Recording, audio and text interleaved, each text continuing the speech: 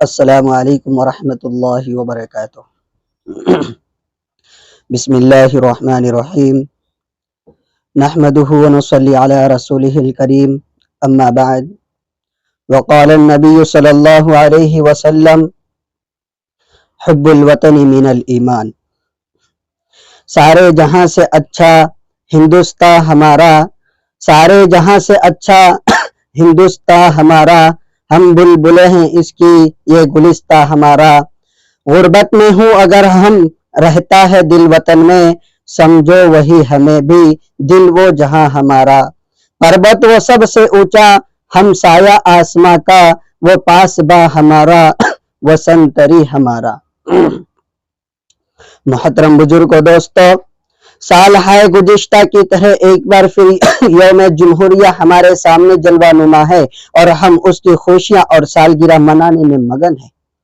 میرے دوستو، ہم اللہ کی ذات سے یہ امید رکھتے ہیں کہ جس طرح یہ دین 50 سال سے اپنی رنگینیوں اور رعنائیوں کے ساتھ آ رہا ہے، قیامت تک اسی طرح آتا رہے گا۔ کم مقررین ہیں جو گزرے ہوئے حالات کو موجودہ حالات سے ملا کر نتیجہ نکالتے ہیں۔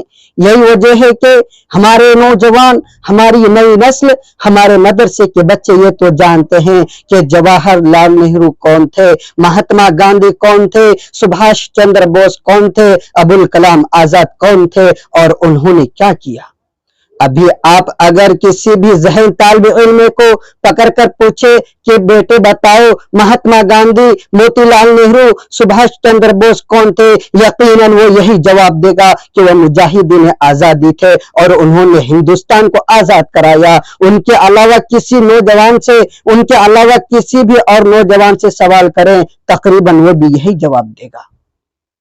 معزز حاضرین، میں پوچھنا چاہتا ہوں اپنے غافل ساتھیوں سے، کیا جنگ آزادی دو بھائیوں کی بٹوارے کی لڑائی تھی جس میں موتی لال نہرو، مہاتما گاندھی جی نے آ کر صلح کرا دی تھی کہ ہو گئی آزادی، یا وہ کشتی میں سوار تھے، وہ ڈوبنے کو تھی تو وہ کود گئے اور ہو گئے آزادی؟ نہیں اور ہرگز نہیں۔ جنگ آزادی پر پوری 2 صدیاں گزری ہے اور اس میں ہزاروں لوگوں نے اپنی جان کی قربانیاں دے کر ہندوستان کو آزاد کرایا ہے۔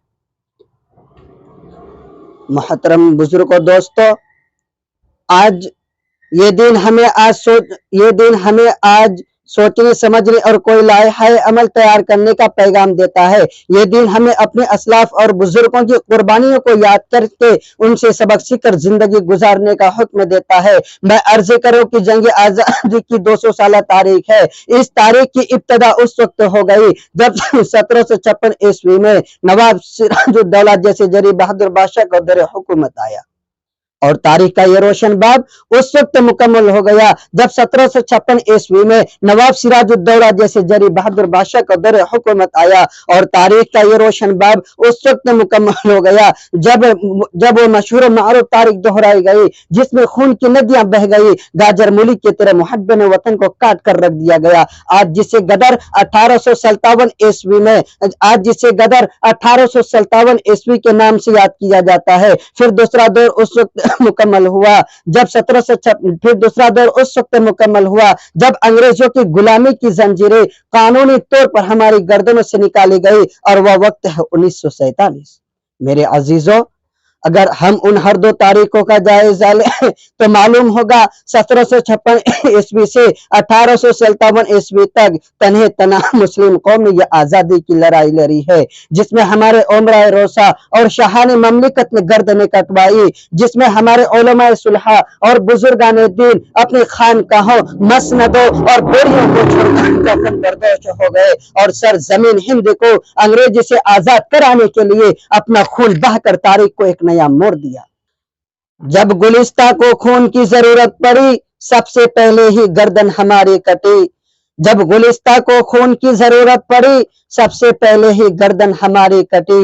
اب کہتے ہیں یہ اہل چمن، یہ چمن ہے ہمارا تمہارا نہیں۔ میرے محترم بزرگوں دوستو، سید احمد شہید اور شاہ اسماعیل شہید نے مجاہدین کی تحریک کا آغاز دہلی کی مسجد اکبر آبادی سے کیا۔ اس مقدس جماعت نے انگریزوں سے زبردست لڑائی کا منصوبہ بنایا تھا، مگر 1857 عیسوی کی تحریک 1813 عیسوی میں یہ تحریک بالاکوٹ کے میدان میں دفن ہو گئی۔ لیکن حقیقت ہے کہ یہ تحریک ہی آئندہ مجاہدین آزادی کی تحریکات و تنظیموں اور سرگرمیوں کا سنگ بنیاد بن گئی۔ مگر 1857 عیسوی کی بغاوت کا انگریز نے مسلمانوں سے سخت انتقام لیا، ان کے محلے کے محلے اجاڑ دیے، ناحق گولیاں چلائی، مساجد کو ویران کر دیا، ناحق گولیاں چلائی۔ دہلی کا چاندنی چوک ہی نہیں بلکہ ہر چوراہے پر سولیاں نصب کر دی گئی۔ دہلی اور دہلی کے باہر ہر درختوں پر پھانسی کے پھندے لٹکا دیے گئے۔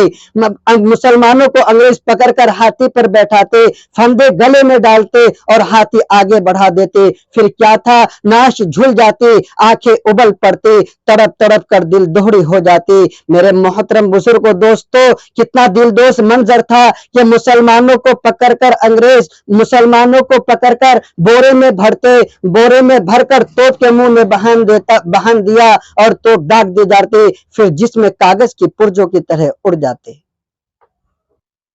اسی بات پر میں اپنی مختصر سر تقریر کو ختم کرتا ہوں۔ دعا کیجئے کہ اللہ تعالی ہم سبوں کو عمل کرنے کی توفیق نصیب فرمائے، آمین۔ وما علینا الا البلاغ۔